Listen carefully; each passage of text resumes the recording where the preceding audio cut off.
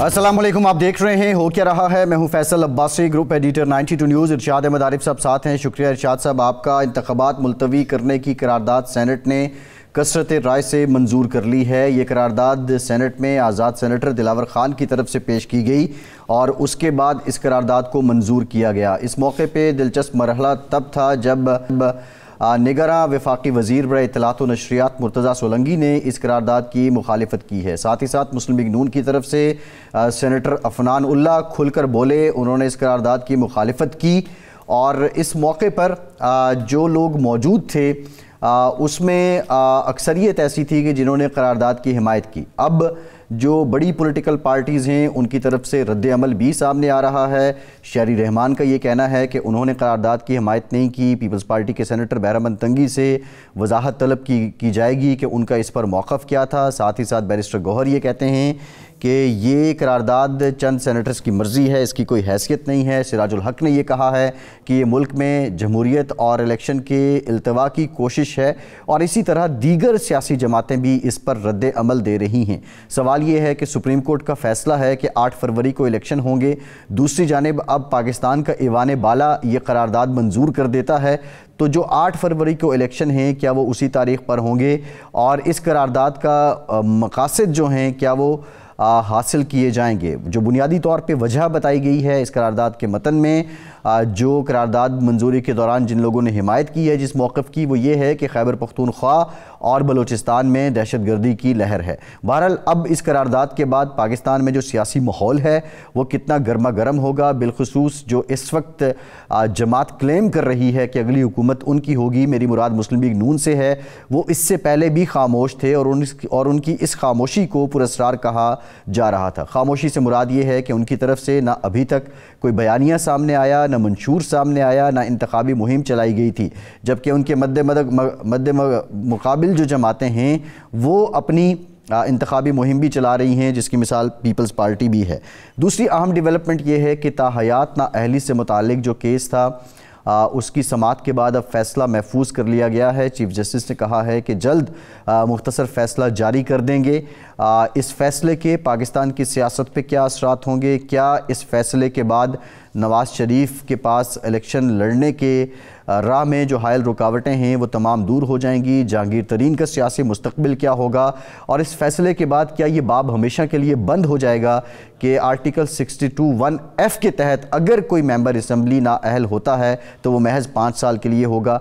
ताहयात नाअहली कोई ऐसा फिनोमेना नहीं होगी कि कोई शख्स ताहयात नाअहल हो, या इसके बरक्स भी फ़ैसला आ सकता है। बहरहाल ये तो फ़ैसले के बाद ही पता चल सकता है। पिलडेट की रिपोर्ट आई है जिसमें वो ये बताते हैं कि 41% पाकिस्तान में लोग सिर्फ पुरुम्मीद हैं, बाकी लोग जो हैं बेयकीनी का शिकार हैं, मायूसी का शिकार हैं। इसके पहलू सियासी, समाजी, माशरती के अलावा क्या हैं? क्या इसका कोई रूहानी एलिमेंट भी है? आज के प्रोग्राम में उस पर भी बात करेंगे। इरशाद साहब, ये जो डेवलपमेंट है इंतखाबात मुलतवी करने की, करारदाद ईवान बाला से मंजूर होती है, इसकी सिग्निफिकेंस क्या है और आप ये समझते हैं कि ये वाक़तन इंतखाबात के इल्तवा का सबब बन जाएगी? बस एक तो बड़ी हैरत अंगेज़ बात है कि 104 का ऐवान है और उसमें से सिर्फ 14 अरकान जब बैठे थे तो उस वक्त ये करारदाद पेश कर दी अचानक। ये एक है कि 104 के ऐवान में कम से कम 70-80 लोग हों तो इस तरह की अहम करारदाद इलेक्शन मुलतवी करना एक सियासी, इक़्तिसादी, आइनी, कानूनी ज़रूरत है इस मुल्क की जी। इलेक्शन का होना और सुप्रीम कोर्ट का फ़ैसला है, तमाम सियासी जमातों के इत्तेफाक राय से ये तारीख़ मुकर्रर हुई है और उस पर 14 अरकान की मौजूदगी में करारदाद पेश होती है। जी इरशाद साहब, वैसे हम इस पे सैर असल गुफ्तगू करते हैं, लेकिन सेनेटर अफनान उल्लाह साहब मुस्लिम लीग नून के सेनेटर हैं और आज ये ईवान में बड़ी बुलंद आवाज़ थी जो इस करारदाद की मुखालिफत कर रहे थे। अफनान साहब, ये बताइएगा कि मुखालिफत में आपके साथ कौन था और किस किस ने इस करारदाद की मुखालिफत की है? जी बिस्मिल्लाहिर्रहमानिर्रहीम। देखें, ये करारदाद 2 दफ़ा टेबल हुई। जब पहली दफ़ा ये करारदाद टेबल हुई तो उस वक़्त सिर्फ मैं अकेला था जिसने इसकी मुखालफत की, मुझे और किसी की अपने अलावा आवाज़ नहीं आई। جب دوسری دفعہ یہی قرارداد ٹیبل ہوئی، جب وزیر مرتضیٰ سولنگی صاحب آ گئے انفارمیشن منسٹر، تو پھر مرتضیٰ سولنگی صاحب نے بھی اس کی مخالفت کی. تو پیپلز پارٹی کی طرف سے بہرامند تنگی صاحب یہ دعویٰ کر رہے ہیں کہ میں نے بھی اور ہردیپ سنگھ جو پی ٹی آئی کے سینیٹر ہیں ہم نے بھی مخالفت کی اس کی، تو اس کی کیا حقیقت ہے؟ دیکھیں بات یہ ہے کہ اگر آپ وہ ویڈیو دیکھیں نا، میں سامنے دیکھ رہا ہوں، اس میں نا میرے وہ بالکل پیچھے بیٹھے ہیں. اچھا. مجھے ان کی آواز نہیں آئی. اچھا. ہو سکتا ہے انہوں نے کی ہو لیکن مجھے آواز نہیں آئی. اچھا آپ کے نہیں آئی بات. اچھا یہ بتائیں کہ یہ 14 ارکان کی موجودگی میں اس طرح کی اہم قرارداد منظور کرنا، اول تو 14 ارکان کا موجود ہونا 104 میں سے، اس کا مطلب ہے آدمی دلچسپی ہے، سینیٹرز شریک ہی نہیں ہوتے، لیکن چلو وہ صورت اور ہے، بعد میں آ جاتے. 14 ارکان کی موجودگی میں اس طرح کی اہم ترین قرارداد اہم ترین ایشو پر پیش کرنا، آپ اس کو کس طرح سے دیکھتے ہیں؟ یہ پارلیمانی روایات، ہماری جو پارلیمنٹ اور ایوان بالا کا جو مزاج ہے اس کے مطابقت رکھتا ہے؟ نہیں دیکھیں، یہ جو ہے میں آپ سے اتفاق کروں گا کہ یہ 14 جو لوگ جو ہیں اس کے اوپر یہ قرارداد لانا سپلیمنٹری ایجنڈا کے تھرو، یعنی کہ مین ایجنڈا میں یہ نہیں تھا، سپلیمنٹری ایجنڈا میں اس کو ڈالا گیا، یعنی اسی وقت ایجنڈے میں ڈالا گیا اور پھر یہ پیش کی گئی. جو سینیٹر آپ کہہ رہے ہیں کہ کم ہے، وہ عدم دلچسپی نہیں ہے. وہ اس کی وجہ یہ ہے کہ ہمارا جب جمعے کو اجلاس ہوتا ہے تو وہ صبح 10:30 بجے شروع ہوتا ہے اور وہ 1 بجے ختم ہو جاتا ہے. زیادہ تر سینیٹرز جو ہیں وہ کوئی کراچی سے آیا ہے، کوئی دور دراز سے آیا ہے، وہ ان کی 3 4 5 بجے فلائٹیں ہوتی ہیں، وہ چلے جاتے ہیں. تو یہ کیونکہ آج ایک غیر معمولی بات یہ ہوئی جو مجھے خود بھی اس وقت سمجھ میں نہیں آئی، وہ یہ تھی کہ سینیٹر فوزیہ ارشد ہیں پی ٹی آئی کی، انہوں نے یہ ریکویسٹ کی کہ انہوں نے تقریر کرنی ہے، جس پہ چیئرمین صاحب نے یہ کہا کہ جمعے کا ٹائم ہو گیا، آپ تقریر نہیں کر سکتی. نارملی یہ ہوتا ہے کہ چیئرمین صاحب کہتے ہیں کہ میں پروروگ کر رہا ہوں، اگلے سیشن میں کر لیجیے گا، لیکن انہوں نے کہا ہم 2 بجے ملیں گے. یہ بات بھی اسی وقت ہمیں پتہ چلی کہ 2 بجے اجلاس ہوگا. تو بہت سارے لوگ جو آپ کو نہیں نظر آ رہے وہ اس لیے بھی چلے گئے کیونکہ ظاہر ہے انہوں نے اپنے جو بھی پرائر کمٹمنٹس تھیں وہ پوری کرنی تھی. تو وہ جو ہے 2 بجے جب اجلاس شروع ہوا تو پھر یہ سارا معاملہ اس وقت ہوا ہے، اس لیے سینیٹر اتنے کم تھے. اگر یہ ایجنڈے میں ہوتا، تمام پارٹیاں اپنی تیاری کر کے آتی تو شاید اتنے کم نہ ہوتے اور معاملہ مختلف ہوتا. صحیح. اچھا یہ فرمائیں کہ یہ کوئی آپ سمجھتے ہیں کہ التوا کی کوئی سنجیدہ کوشش ہے یا بس ایسے ایک شوشہ چھوڑا گیا ہے بعض سینیٹرز کی طرف سے اور ان کو پتہ ہے کہ ایک ملک کے اندر بحث چل رہی ہے تو چلو ہمارا بھی نام آ جائے گا؟ یہ سنجیدہ کوشش ہے، اس کے پیچھے کوئی ہے باقاعدہ کوئی جماعت سیاسی یا کوئی اور، یا یہ بس ایسے موقع کی مناسبت سے پیش کر دی گئی اور بس بھول گئے؟ نہیں دیکھیں، یہ ظاہر ہے یہ پوری پلاننگ کے تحت یہ ہوتی ہیں چیزیں. سپلیمنٹری ایجنڈا ایسے ایجنڈا آتا بھی نہیں ہے. اچھا. سپلیمنٹری ایجنڈا کرنا بڑا مشکل کام ہوتا ہے. آپ کو چیئرمین کو ایگری کرانا ہے، اسٹاف کو ساروں کو پہلے بریف کرنا ہے. مطلب یہ کوئی بغیر پلاننگ کے یہ کام نہیں ہو سکتا. اور یہ میرا ذاتی طور پر خیال ہے کہ اس کے پیچھے کافی طاقتور لوگ ہوں گے جو یہ چاہ رہے ہیں. اور یہ میں نے پہلے بھی یہ والی بات کی کہ یہ بدقسمتی ہے اس ملک کی کہ ہمیشہ ہر وقت جمہوریت کے خلاف اور عوامی مفادات کے خلاف سازش کی جاتی ہے، جس کی وجہ سے ہم ادھر تک پہنچے ہیں جہاں ہم پہنچ گئے. تو یہ ظاہر ہے ہم تو وہاں پہ 25 کروڑ لوگوں کے نمائندے ہیں. ہم کسی ایک پریشر گروپ یا ایک کسی فیلڈ کے یا ایک ایریا کے تو نمائندے نہیں، ہم تو سب کو نمائندے وہاں پہ، اور ان کا عوام کا انٹرسٹ کو سیف گارڈ کرنا ہماری ذمہ داری ہے. صحیح ہے. اچھا وہ جو ہے عفنان صاحب یہ بتائیے گا کہ مرتضیٰ سولنگی صاحب وہاں موجود تھے تو جب یہ منظور ہو گئی انہوں نے مخالفت بھی کر دی، لیکن اس کے باوجود پالیسی سٹیٹمنٹ نہیں آئی ان کی، وجہ کیا تھی؟ کیا انہوں نے کوشش ہی نہیں کی مائک لینے کی یا انہیں موقع نہیں دیا گیا؟ دیکھیں کیونکہ بہت ساری چیزیں ایک ساتھ ہو رہی تھی تو میں اپنی تقریر بھی بیچ میں ظاہر ہے وہ ان کی سن کے پھر میں نے اپنی بھی جواب بنانی تھی، تو میں بہت ساری چیزیں ہو سکتا ہے کیچ نہ کر سکا ہوں، لیکن ان کے مطابق یہی ہے کہ وہ تقریر انہوں نے کرنے کی کوشش کی مگر انہیں موقع نہیں دیا گیا. صحیح ہے.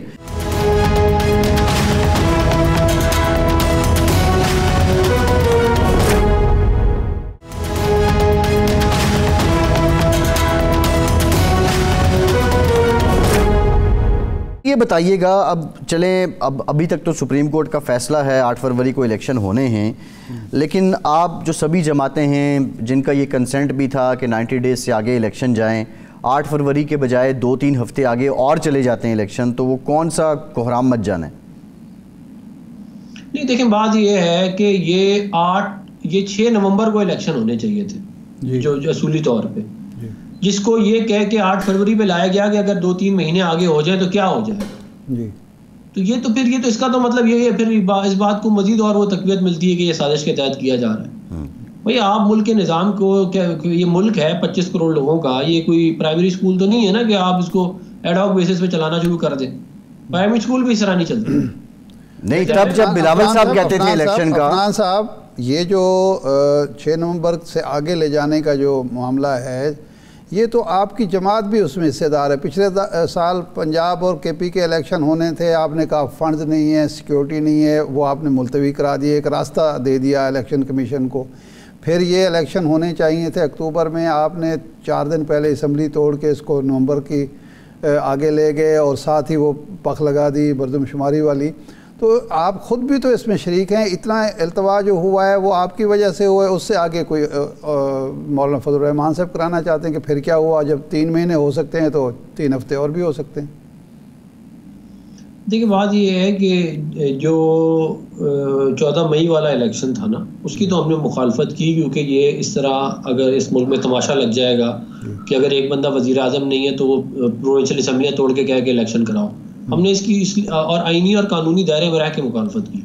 ہم نے کوئی یہ نہیں کر دیا کہ جی ہم نہیں کراتے. بھائی ایک چیز جو ہے وہ مطلب کہ ایک بل آپ نے اپروو کرنا ہے جس کے پیسے جو ہیں وہ آپ کو بجٹ سے ملنے ہیں, وہ جو ہے وہ جب تک اپروو نہیں ہوگا کہاں سے ہوگا. اور پھر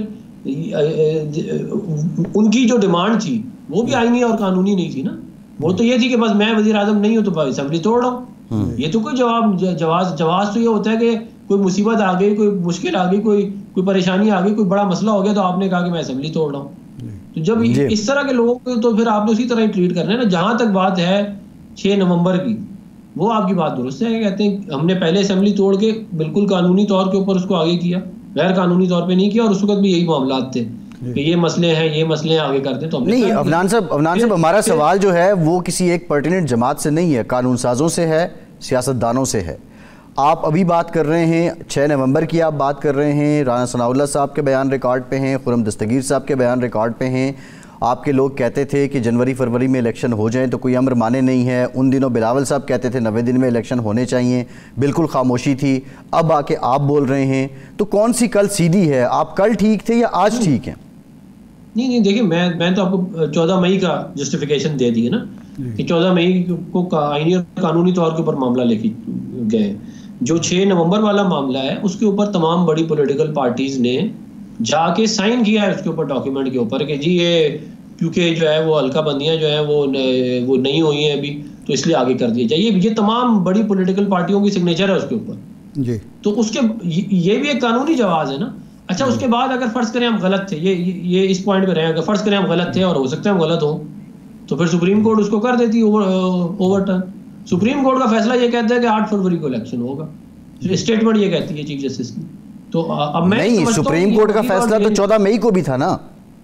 نہیں, 14 مئی والا معاملہ میں نے آپ کو بتا دیا ہے کہ وہ دیکھیں ہم کوئی بیوقوف تو نہیں ہے نا کہ پہلے پنجاب اسمبلی میں ووٹ ہوتا ہے, وہ کہتے ہیں کہ جی جو پارلیمانی لیڈر ہے اس کا ووٹ چلے گا, اگلی دفعہ ہوتا ہے کہتے ہیں پارٹی صدر کا چلے گا.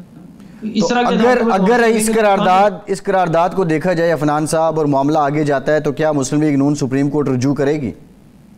دیکھیں ہم سپریم کورٹ جو ہے وہ یہ تو میں لیگل ٹیم سے بات کر کے آپ کو کہہ سکتا ہوں, لیکن ہم تمام ایونیوز جو ہیں ان کے اوپر جو ہے وہ ان کو استعمال کر کے اور الیکشن جو ہے 8 فروری کو کرنے کی پوری کوشش کریں گے. ویسے میں آپ کو ویسے ایک بات بتاؤں, یہ کچھ لوگوں کی شرارت ہے, لیکن میرا ذاتی طور پہ خیال یہ ہے کہ 8 فروری کو الیکشن ہو جائے گا. ملک اس طرح چلتے نہیں ہیں, یہ ایک تماشا لگانے والی بات ہو جائے گی. پوری دنیا میں پہلے ہم تماشے لگاتے رہے, ملک کو نقصان پہنچاتے رہے, ایک اور تماشا شروع ہو گیا کہ جی الیکشن ہی نہیں ہو سکتے. الیکشن جو ہے وہ 8 فروری سے 1 منٹ 1 سیکنڈ آگے نہیں ہونے چاہیے. اچھا عدنان صاحب, آپ لوگوں نے, آپ کے لیڈر نے, آپ کے قائدین نے مختلف سیاسی جماعتوں کو ساتھ لے کر چلنے کی کوشش کی, مذاکرات ہوئے مولانا فضل الرحمان صاحب سے, آئی پی پی سے, ایم کیو ایم سے. اب کم و بیش سب جماعتوں کے ساتھ آپ کے مذاکرات یا تو ٹوٹ چکے ہیں یا ٹوٹنے والے ہیں. ایم کیو ایم کا 242 سیٹ پر مسئلہ ہے, آئی پی پی والے 20 سیٹیں مانگ رہے ہیں, آپ 3 یا 4 سے زیادہ دینے کے لیے تیار نہیں ہیں. مسلم لیگ کاف کو بھی آپ نے کہا ہے جی 1-2 سیٹیں لے لیں، وہ 4 مانگ رہے ہیں، بلاول صاحب لاہور پہنچ چکے ہیں، وہاں بھی ایک مسئلہ پیدا ہونے والا ہے. تو یہ کیا آپ کی اسٹریٹجی ہے؟ پہلے آپ پر اعتماد نہیں تھے اپنی سیٹوں کے حوالے سے اس لیے ان سے مذاکرات کر رہے تھے، یا آپ کی ایک اسٹریٹجی تھی کہ جی آخر میں جا کے پھر ان کو انکار کر دیں گے، سب جھنڈے دکھا دیں گے؟ نہیں دیکھیں، یہ جو الیکشن کی سائنس ہے نا، اس کے اندر جو ہے وہ ہر انسان یہ سمجھ رہا ہوتا ہے کہ وہ جیت رہا ہے، اور ہر پارٹی بھی یہ سمجھ رہی ہوتی ہے کہ اس کا وزیر اعظم، یا زیادہ تر پارٹیاں یہ سمجھ رہی ہوتی ہیں کہ ان کا وزیر اعظم آئے گا. تو ایکسپیکٹیشن جو ہیں وہ ہر کسی کی اپنی اپنی ہوتی ہیں. آپ یہ انٹینٹ شو کرتے ہیں کہ چلیں ہم الائنس کر لیتے ہیں، حالانکہ میں آپ کو واضح طور پہ بتا دوں، ہمیں پنجاب میں کہیں پہ بھی ضرورت نہیں ہے کسی سے بھی الائنس کرنے کی. ہم ہمارے پاس ایک سیٹ پہ 3-3 4-4 بڑے زبردست کینڈیڈیٹ ہیں، وننگ کینڈیڈیٹ، تو ہمیں ضرورت نہیں ہے. لیکن ظاہر ہماری پرائر کمٹمنٹس ہیں جو ہم نے کی ہوئی ہیں، ان کو آنر کرنے کے لیے ہم کر رہے ہیں، اس کے علاوہ ورنہ اور کوئی دوسری وجہ نہیں ہے. آپ دیکھ لیں، ہم نے 2018 13 8 کبھی پنجاب میں کسی کے ساتھ اس طرح الائنس نہیں کیا. میں تو ہمیشہ آپ سے بھی ایک دفعہ سوال کیا تھا، ساری جو آپ کی لیڈرشپ ہے یہی سوال کرتا رہا ہوں کہ 93 سے لے کر 2018 کے الیکشن تک مسلم لیگ نون نے الیکشن سے پہلے کبھی کسی کے ساتھ نہ اتحاد کیا نہ سیٹ ایڈجسٹمنٹ کی ہے. پہلی دفعہ یہ ہو رہا ہے، تو اس وقت آپ لوگ یہ کہتے ہیں کہ ہم سارے سیاسی جماعتوں کو ساتھ لے کے چلنا چاہتے ہیں، الیکشن سے پہلے ہم چاہتے ہیں کہ سیٹ ایڈجسٹمنٹ ہو جائے. لیکن اب آپ انکاری ہیں، تو اب کیا آپ کو اعتماد ہے کہ آپ اپنے طور پر اکثریت حاصل کر سکتے ہیں؟ پھر یہ بوجھ اٹھانے کی کیا ضرورت ہے؟ یہ وہ بنیادی طور پہ جیسے میں نے آپ کو کہا کہ وہ تو ایکسپیکٹیشنز کا بھی ایک ایشو ہے نا. ہر کسی آپ کو کہا کہ ہم 20 سیٹوں پہ جیت رہے ہیں، ہماری اسیسمنٹ ہو کہ وہ نہیں جیت رہے، تو پھر ظاہر ہے ایک معاملہ تو ہوگا. تو لیکن ظاہر ہے اس کو میں آؤٹ رائٹ تمام معاملے کو میں وہ بھی نہیں کر رہا کہ میں اس کو ریجیکٹ کر دوں. اگر کہیں پہ یہ لگا ان پارٹیوں کو کہ ان کے لیے بھی ٹھیک ہے اور ہمارے لیے بھی ٹھیک ہے، تو شاید ہو جائے کچھ جگہوں پہ. لیکن بائی اینڈ لارج تو ہم اپنا الیکشن ہر جگہ خود ہی لڑ رہے ہیں. مسلم لیگ نون 97-98% سیٹوں پہ ہم اپنا خود الیکشن لڑ رہے ہیں پورے پاکستان میں. تو باقی جو کچھ سیٹیں ہیں اس کو پھر اب دیکھیں گے کہ کیا ہوتا ہے. نہیں، کمٹمنٹس کس کے ساتھ ہیں عفنان اللہ صاحب؟ آپ کی تو الیکشن تیاری یہ ہے کہ یعقوب بزنجو کے ساتھ ہیں. جی اچھا، کاف لیگ کے ساتھ، ٹھیک ہے. یعقوب بزنجو صاحب ہیں NA 259 سے، آپ نے ٹکٹ میں جو اسحاق ڈار صاحب نے لسٹ جاری کی ان کا نام جاری کر دیا، اور بعد میں ان کی طرف سے تردید بھی آ گئی، اور نہ انہوں نے کہا نہ میں نے ٹکٹ کے لیے اپلائی کیا، نہ میری کوئی ملاقات ہوئی. تو یہ کیسی مینجمنٹ ہو رہی ہے؟ سب سے بڑی پولیٹیکل پارٹی کا آپ کلیم کرتے ہیں، اور یہ اتنی بڑی پولیٹیکل مس مینجمنٹ. دیکھیں، ٹوٹل بلوچستان کی جو سیٹیں ہم نے اناؤنس کی ہیں وہ ہیں 51 پروونشل اسمبلی کی، جس پہ ہمارے کینڈیڈیٹ ہم نے فیلڈ کیے ہیں، اور تقریباً 15 جو ہیں وہ نیشنل اسمبلی کی ہیں. یہ ملا کے کچھ 66-67 بنتے ہیں امیدوار. ان میں ایک امیدوار جن کا آپ نام لے رہے ہیں وہ انہوں نے یہ بات کی، باقی تمام امیدوار جو ہیں وہ مطمئن ہیں. اب وہ انٹرنل معاملات ہوتے ہیں، میں اس کی زیادہ ڈیٹیل میں نہیں جا سکتا. آپ کو پتہ ہے الیکشن کے اندر بہت سارے لوگوں کے بہت سارے پریشر گروپس ہوتے ہیں. نہیں، آپ کے لیے پولیٹیکل میسج کیا گیا ہے عفنان اللہ صاحب؟ آپ تو یہ کہتے تھے نا، PTI کو تانا دیتے تھے کہ ان کی ٹکٹ لینے والا کوئی نہیں ہوگا، لیکن پولیٹیکل میسج تو یہ گیا ہے کہ نون لیگ کی ٹکٹس لوگ واپس کر رہے ہیں. اس کا تو کیا آپ کو سیاسی طور پہ نقصان نہیں ہے؟ نہیں، میں آپ کو کہہ رہا ہوں کہ 67 میں سے ایک ٹکٹ جو ہے وہ ہوئی ہے، وہ بھی بلوچستان کے اندر، جہاں پہ ہمارے تو کینڈیڈیٹ ہی نہیں ہوتے تھے. پچھلے الیکشن میں تو ہم نے آدھے سے زیادہ سیٹوں پہ تو کینڈیڈیٹ ہی نہیں تھے ہمارے پاس. تو یہ اس جگہ کی کہانی یہ ہے کہ ہم نے ایک سیٹ کے اوپر معاملہ ہوا ہے، باقی ساری سیٹوں پہ جو ہے وہ لوگ جو ہے وہ الیکشن کانٹیسٹ کر رہے ہیں.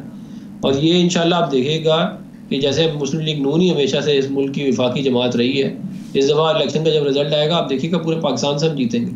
جی ٹھیک، بہت شکریہ سینیٹر عفنان اللہ صاحب، آپ کے وقت کا، آپ ہمارے ساتھ موجود تھے. ایک بریک کے بعد دوبارہ حاضر ہوتے ہیں.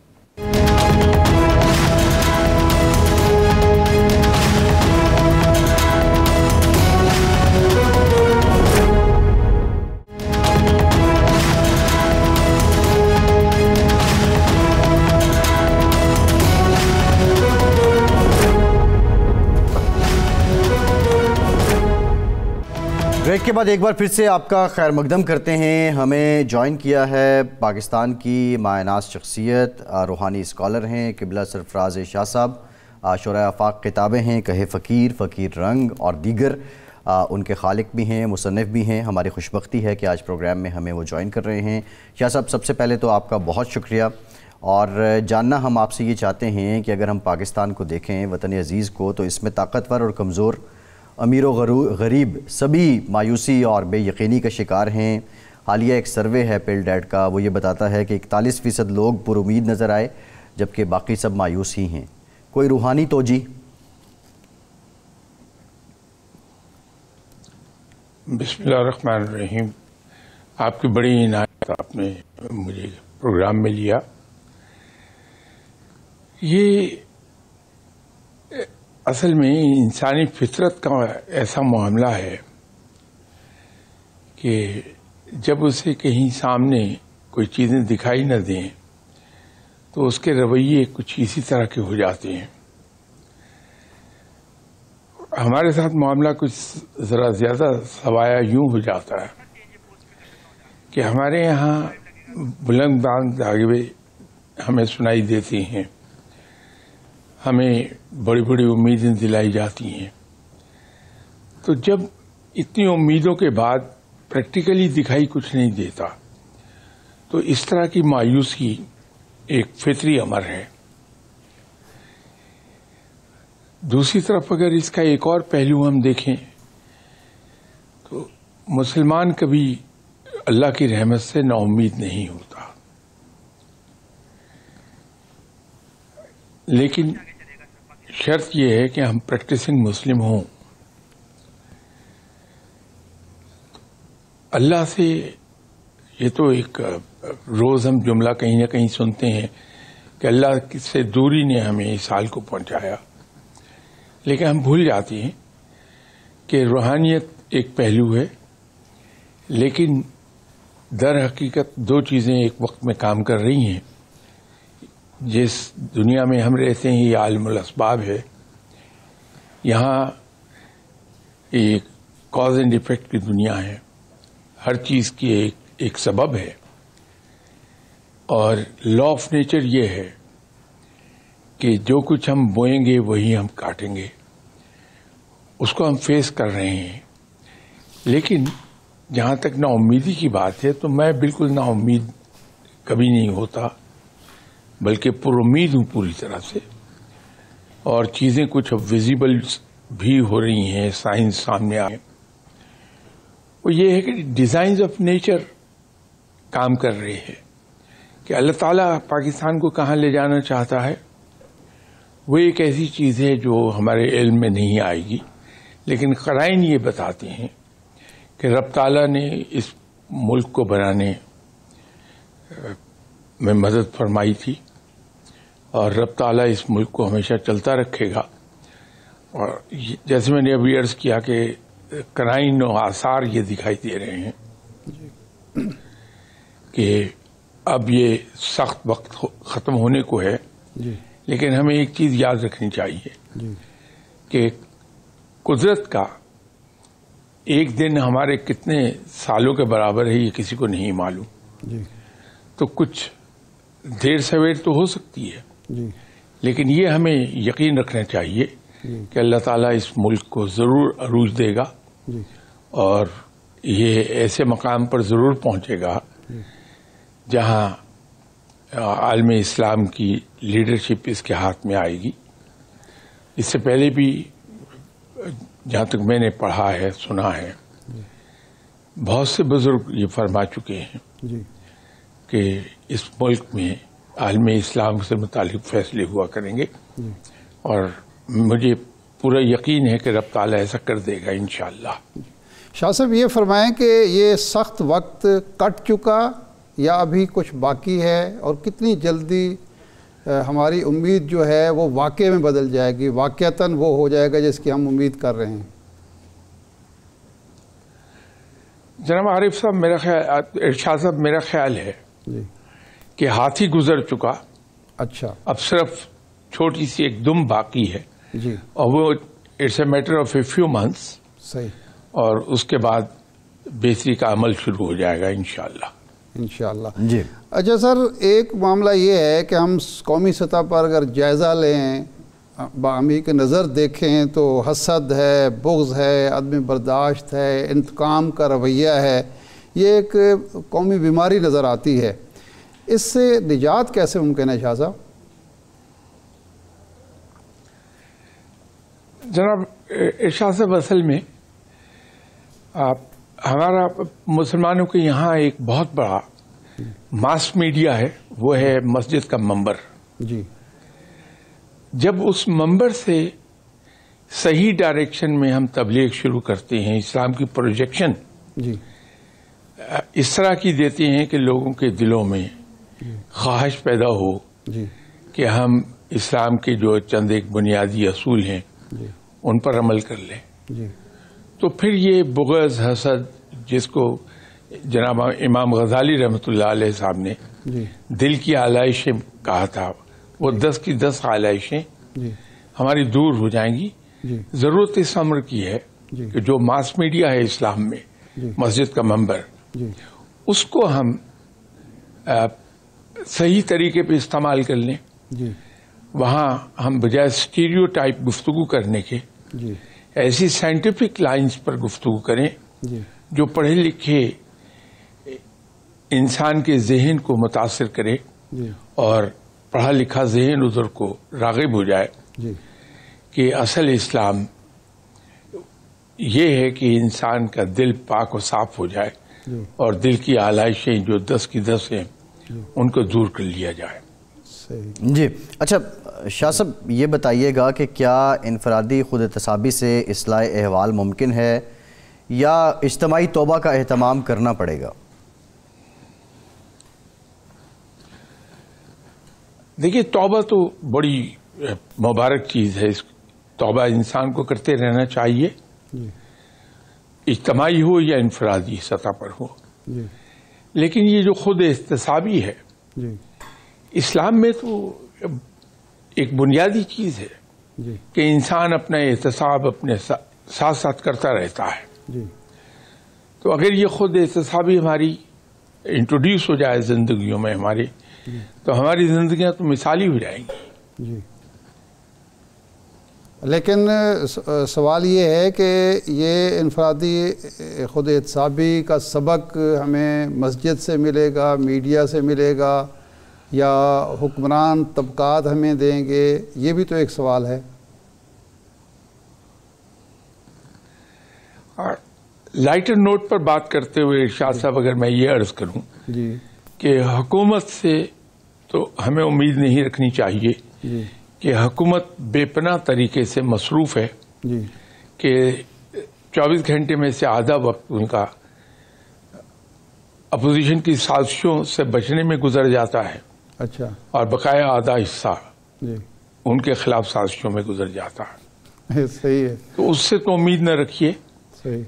لیکن آل اراؤنڈ جی اگر ہم ایک ایفرٹ کر لیں جس میں میڈیا شامل ہے، جی اور جیسے میں نے ابھی تھوڑی دیر پہلے عرض کیا جی کہ اسلام کا ماس میڈیا جی مسجد کا منبر، جی وہاں سے اگر ہم آل اراؤنڈ ایفرٹ شروع کر دیں جی تو امید تو ہے جی کہ تھوڑے ہی عرصے میں انشاءاللہ تعالی جی ہمارے یہاں پاکستانی بھائیوں کی ذہنی سوچ کی ڈائریکشن تبدیل ہونی شروع ہو جائے گی.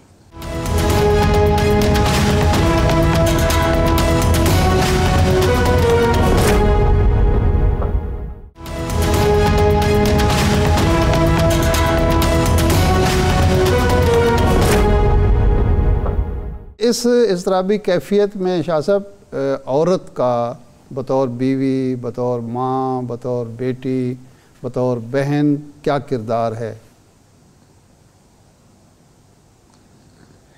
صاحب، جب سے یہ دنیا وجود میں آئی ہے، خاتون کا کردار تو بڑا کی رول رہا ہے انسانی زندگی میں. یہ ماں کی گود ہی تو ہے جی جہاں قائد اعظم بنتے ہیں لوگ، جہاں صلاح الدین ایوبی بنتے ہیں، جہاں محمد بن قاسم بنتے ہیں. جی یہ ابتدا تو وہیں سے ہوتی ہے. جی جب ایک بچہ پیدا ہوتا ہے تو ایک سفید کاغذ کی مانند ہے جس کے ذہن پر کوئی چیز نہیں لکھی. جی وہ دنیا میں آ کے جب پہلا سانس لیتا ہے، پہلی چیخ کے ساتھ ہی جی اس کا ذہن رجسٹر کرنا شروع کر دیتا ہے جو کچھ اس کے ارد گرد ہو رہا ہوتا ہے. جی یہ ہم ہیں جو غلط فہمی میں مبتلا ہوتے ہیں کہ بچہ ابھی تو 1 دن کا ہے، اس کو کیا پتا کیا ہو رہا، لیکن در حقیقت نوزائیدہ بچہ رجسٹر کر رہا ہوتا اپنے ارد گرد کی تمام چیزوں کو، اور اس کی پرسنالٹی کی بنیاد کی پہلی اینٹ اس کی پہلی چیخ کے ساتھ ہی رکھی جاتی ہے۔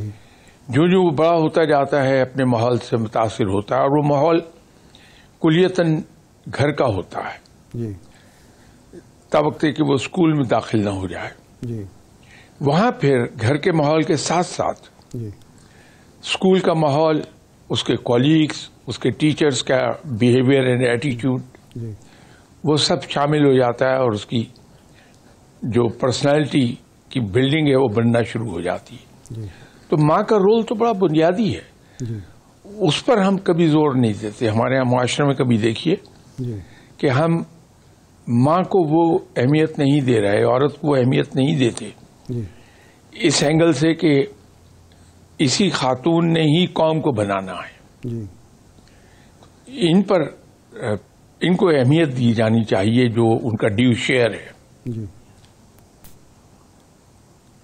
صحیح جی۔ اچھا شاہ صاحب، پاکستان قریہ عشق محمد ہے اور پاکستانیوں کو اس پر مان بھی ہے، فخر بھی ہے، اس پر آپ کی کیا رائے ہے اور مزید اس کو وسعت دینے کے لیے کیا کرنا چاہیے؟ میں آپ کے جملے کا پہلا حصہ نہیں سمجھ سکا، کیا فرمایا تھا آپ نے؟ پاکستان قریہ عشق محمد ہے، پاکستان عشق محمد، کوچہ ہے عشق محمد۔ جی جی جی جی نہیں، بالکل صحیح ہے۔ آپ دیکھیے کبھی کہ ہم خواہ کتنے ہی گئے گزرے مسلمان کیوں نہ صحیح، لیکن جہاں آپ صلی اللہ علیہ وسلم کا ذکر آ جائے گا ہم موم کی طرح پگھل جاتے ہیں۔ کوئی گستاخی کرنے کی جرت تو کرے، ہم کس طرح اٹھ کھڑے ہوتے ہیں۔ ہر مسلمان کا خواہ مجھ جیسا گناہگاری کیوں نہ ہو، اس کی جان، مال، اولاد، ہر چیز قربان ہے آپ صلی اللہ علیہ وسلم کے نام گرامی پہ۔ تو ہماری تو میرا خیال ہے کہ جو چل رہے ہیں ہم زندہ ہیں، ورنہ جس طریقے سے ہم نے اس ملک کو چاٹا ہے تو کوئی اور ملک ہوتا شاید وجود مٹ جاتا اس کا۔ یہ آپ صلی اللہ علیہ وسلم ہی کی دعائیں تو ہیں، انہی کی تو برکت ہے کہ ہم چلے جا رہے ہیں جس حال میں بھی ہیں، اس پر تو کوئی دو رائے ہو نہیں سکتی۔ صحیح۔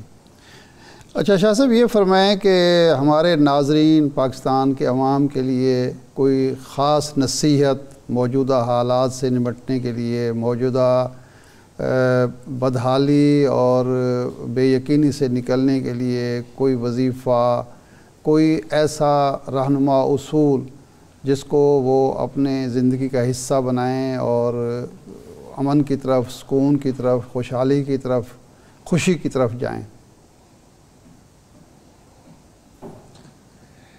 صاحب، اسلام بڑا پریکٹیکل دین ہے۔ جی۔ ایک واقعہ کبھی میں نے پڑھا تھا بچپن میں کہ فرید الدین عطار صاحب، ان کے مریدین میں ایک وزیر صاحب بھی تھے۔ بادشاہ فرید الدین عطار صاحب کو ان کا اتنا عقیدت مند نہیں تھا۔ تو ہوا یہ کہ تاتاریوں نے ایک دن محاصرہ کر لیا بغداد کا۔ تو اس وزیر سے کہا گیا کہ فرید الدین عطار آپ سے محبت کرتے ہیں، ان سے جا کے کہیے دعا کریں۔ تو وہ وزیر فرید الدین عطار صاحب کے پاس حاضر ہوا اور عرض کیا کہ حضور، تاتاریوں نے محاصرہ کر لیا ہے، آپ دعا فرمائیے کہ یہ محاصرہ ٹوٹ جائے اور تاتاری واپس ہو جائے۔ تو جناب فرید الدین عطار اٹھے، دیوار پر لگی ہوئی تلوار اتاری اور فصیل سے باہر چلے گئے تاتاریوں سے لڑنے کے لیے۔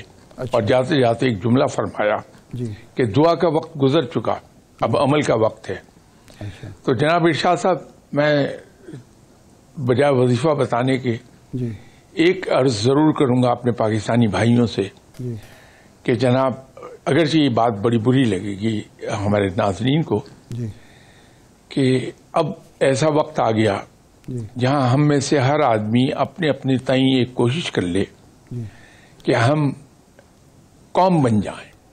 اچھا۔ اب فرد نہ رہیں، ہم قوم میں تبدیل ہو جائیں، اس کی ایفرٹ کرنی چاہیے. جی لیکن شاہ صاحب ظاہر بات ہے کہ قوم بنانے کا عمل جو ہے وہ از خود نہیں ہوتا. تاریخ گواہ ہے کہ ایک ایسا نیک نیت، بہادر، ایک ایسا مدبر اور ایک ایسا وینری شخص درکار ہوتا ہے یا اشخاص درکار ہوتے ہیں. جب ہم گروہوں میں بٹے ہوئے تھے تو اللہ تبارک و تعالی نے ہمیں قائد اعظم کی صورت میں ایک رہنما عطا کیا. تو یہ تو آپ کا سبجیکٹ نہیں ہے کہ کون رہنما ہو سکتا ہے کون نہیں ہو سکتا. تو یہ ہم امید کر سکتے ہیں کہ اس وقت ایسی ہمیں رہنمائی میسر ہوگی کہ ہم ایک واقعتاً قوم بن جائیں اور عمل کی طرف جائیں بجائے باتیں کرنے کے. یہ میں پورے یقین سے ایک بات عرض کر رہا ہوں جی کہ وہ شخص ملنے کو ہے اچھا جو ہمیں اس ڈائریکشن میں لے جائے گا جی جہاں ہم فرد سے قوم بن جائیں گے. اچھا یہ ایک روحانی اشارہ ہے. اس کو آپ اس اینگل سے دیکھ لیجئے. حالات سازگار ہیں اس کے لیے، قوم تیار ہے، قوم کے اندر وہ جذبہ، وہ خواہش، وہ طلب، وہ تڑپ موجود ہے. میرے خیال میں جن حالات سے رب تعالیٰ نے قدرت نے ہمیں گزارا ہے جی اس سے ایک فائدہ تو ہوا ہے. جی آپ نے شاید نوٹ کیا ہوگا جب آپ نے کیریئر شروع کیا جی تو ہم میں سے کوئی آدمی یہ ماننے کو تیار نہیں تھا کہ ہمارے اندر کوئی خامی بھی ہے. اچھا صحیح. تو رفتہ رفتہ ہم یہ ماننے پہ آئے کہ ہم سے غلطیاں ہوئی ہیں، جی ہم میں خامیاں ہیں. جی اور اب یہ صورتحال ہے کہ ہم اپنی خامیوں کو جی بڑے کھلے دل سے ڈسکس کرتے ہیں میڈیا پر. ٹھیک یہ علامت ہے اس بات کی کہ اب ہمارے حالات ہونے کو ٹھیک ہیں، ٹھیک کیونکہ جہاں کسی شخص کو اپنی غلطیوں کا احساس ہو جی اور ان غلطیوں کو ڈسکس کرنے لگے جی تو سمجھ لیجئے کہ 50% سے زیادہ بہتری آ گئی. اچھا تو جی. یہ حالات تو رائپ ہو گئے. اچھا آ جائے گا انشاءاللہ بڑی جلدی ایسا آدمی. صحیح. شاہ صاحب یہ بھی ہمارے ناظرین کو بتا دیجئے کہ بہت بات ہوتی ہے کہ ہم شاید ہجوم ہیں. یہ قوم ہوتی کیا ہے؟ قوم کی تعریف کیا ہے؟ قوم مظہر کس کا ہے؟ دیکھیے قوم وہ ہے جب ہم ایک اجتماعی گول فکس کرتے ہیں کہ ہمیں اس منزل پہ پہنچنا ہے اور یہ اجتماعی ہوتا ہے. جی اور پھر جب اس ڈائریکشن میں ہم مل کر ایفرٹ کرتے ہیں تو یہ قوم کی ایفرٹ ہے. جی وہاں انفرادی مفادات سیکنڈری حیثیت اختیار کر لیتی ہیں اور ملکی مفادات پرائمری حیثیت کے مالک ہو جاتے ہیں.